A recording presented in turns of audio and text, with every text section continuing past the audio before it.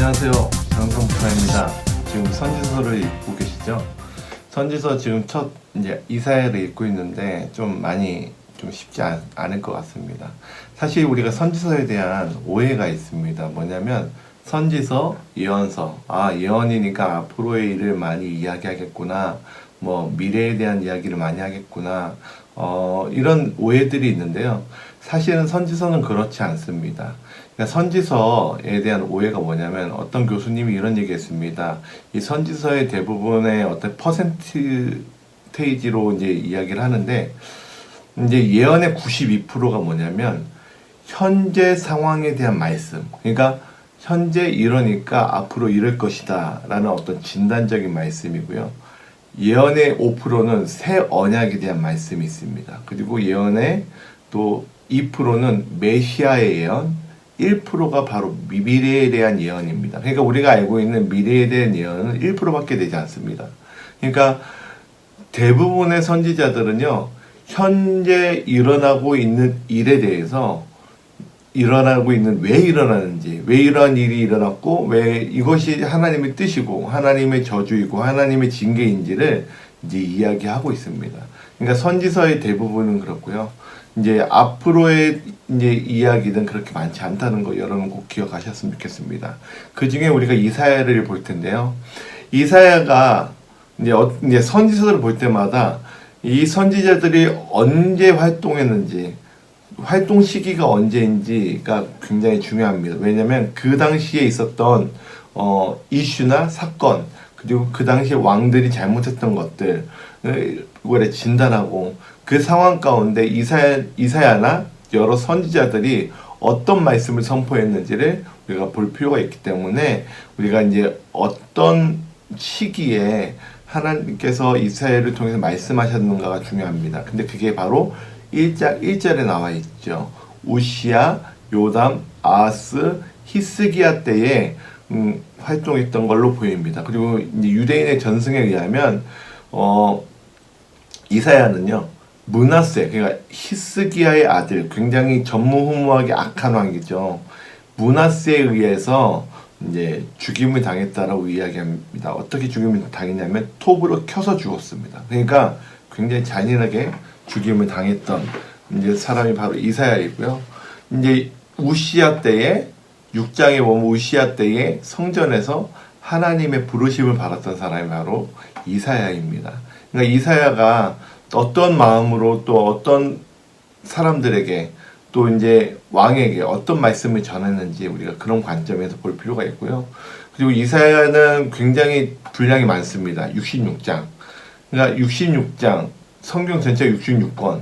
그래서 어떤 학자들은요, 이제 66장이기 때문에 뭔가 작은 성경이다. 실제로 창조에 대한 이야기, 또 새하늘과 새 땅에 대한 이야기, 또 언약에 대한 이야기 모두 함축되어 있기 때문에 이거는 이사야서는 작은 성경이다라고 이야기도 합니다. 뭐 이건 학자의 의견이지만 그 참고할 필요는 있는 것 같습니다. 자, 오늘 말씀은 20장에서 22장인데요. 20장 1절을 보면요. 아스루의 사르곤 왕이 다르단을 아스돗으로 보냈다고 합니다. 다르단은 뭐냐면 아스루의 관직인 사람으로, 그러니까 직위에 대한 사람 이름이 아닙니다. 그러니까 다르단을 보냈대요. 말 그대로 군대 장관을 보내서 그가 와서 아스돗을 쳐서 취하던 해래요. 그러니까 아스돗은 뭐냐면 이스라엘과 또 블레셋과 경계에 있는 이제 지역, 그게 블레셋 땅이거든요. 이제 아스로가 블레셋을 공격을 하고 이제 취하던 때에 그 이사야가 하나님의 말씀을 선포합니다. 그러니까 사르곤 왕은 어떤 왕이냐면 북이스라엘을 멸망시킨 왕입니다. 그러니까 살만에셀이요, 그 북이스라엘의 그 사마리아를 포위를 했지만 그 포위 중에 죽습니다. 그러다가 그의 아들인 사르곤 왕이 멸망을 시키죠. 그 사르곤 왕이 블레셋도 공격을 하죠. 그러니까 이런 상황 가운데 이사야의 하나님의 말씀이 임하는데 애굽에 대한 이야기를 하는 거예요. 그러니까 애굽 하면요, 이 당시에 그 많은 나라들이 애굽을 의지했거든요. 그나마 강대국. 그리고 그 의지에서 이제 아수르와 바벨론을 대항할 수 있는 나라였거든요. 그러니까 애굽을 의지하는 그것을 보면서 하나님은 애굽을 의지하지 말라고 계속 말씀하시거든요. 그럼에도 불구하고 애굽을 의지하는 이스라엘 사람들과 많은 열국들 가운데 메시지를 전달하기 위해서 이제 예언을 하지 않았나 싶습니다. 자, 22장에서 보면요. 해변 광야에 관한 경고라 1절에서 이야기하고 있는데, 해변 광야는 뭐냐면 바벨론을 의미합니다. 사실 이게 바벨론에 대한 이야기가 많은데 왜 바벨론에 대한 예언을 할까? 이 당시에는요, 바벨론이 그렇게 부각된 나라가 아니었어요. 그러니까 아수르의 속국이었습니다. 그러니까 아수르의 속국임에도 불구하고 바벨론에 대한 예언을 하는데, 왜 이런 예언을 이사야를 통해서 말씀하셨는가? 이제 어떤 예언들이 있는가 볼 필요가 있고요. 그리고 해변 광야, 왜 바벨론 해변 광야로 이제 표현을 했는가? 이건 뭐냐면 이 당시에요, 좀 큰 강, 뭐 티그리스 강, 유프라테스 강, 이런 큰 강을요 바다라고 표현도 했습니다. 그러니까 큰 강, 큰 호수를 바다로 표현했는데, 여러분들 알다시피 신약에서 보면 갈릴리 호수라고 할 때도 있고 갈릴리 바다라고 할 때가 있습니다. 그러니까 이제 약간 넓은 것을 이제 넓은 바다, 이제 호수를, 강을 이제 바다로 표현하는데, 해변 광야, 그러니까 유프라테스 강 지역에 있는 나라, 바로 바벨론을 의미하거든요. 근데 바벨론 멸망에 대한 예언을 하는데, 당시 바벨론은 아수르의 속국이었지만 아수르의 공격을 당했던 시기를 이야기하는 건지, 아니면 바벨론이 강성해져서 나중에 페르시아에게 멸망하거든요. 그것을 이야기하는 건지 모르겠지만 하나님께서 이사야를 통해서 바벨론에 대한 예언을 하십니다.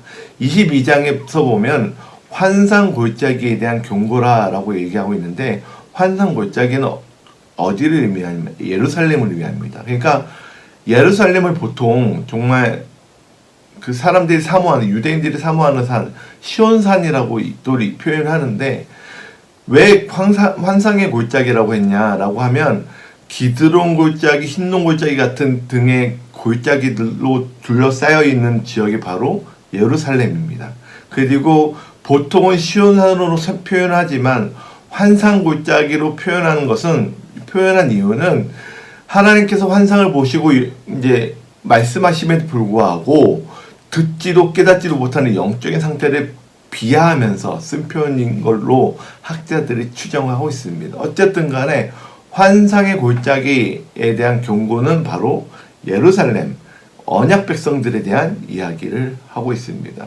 그러니까 이 성취는 언제일까? 바로 아수르에 의한 공격인지 아니면 바벨론에 의한 멸망인지 모르겠지만, 핵심은 여러분 꼭 기억하셨으면 좋겠습니다. 선지자가 하나님의 말씀을 선포할 때는요, 핵심은 멸망이 아니에요. 회복입니다. 그러니까 이렇게 징계할 것이다, 이렇게 혼낼 거야, 혼내는 게 목적이 아니고 돌아오도록 촉구하는 게 목적입니다. 그러니까 여러분들 꼭 기억하세요. 선지자들이 선포했을 때에 꼭 그 멸망을 선포하지만 그 안에 담겨진 하나님의 마음이 어떠한 것인가, 꼭 그거를 읽고 그 마음을 읽고 선지서를 읽었으면 좋겠습니다. 이 선지서를 통해서 우리를, 이 세대를 향한 또 하나님 마음, 또 우리를 향한 하나님의 마음을 우리가 읽고 또 그렇게 살아냈으면 좋겠습니다. 감사합니다.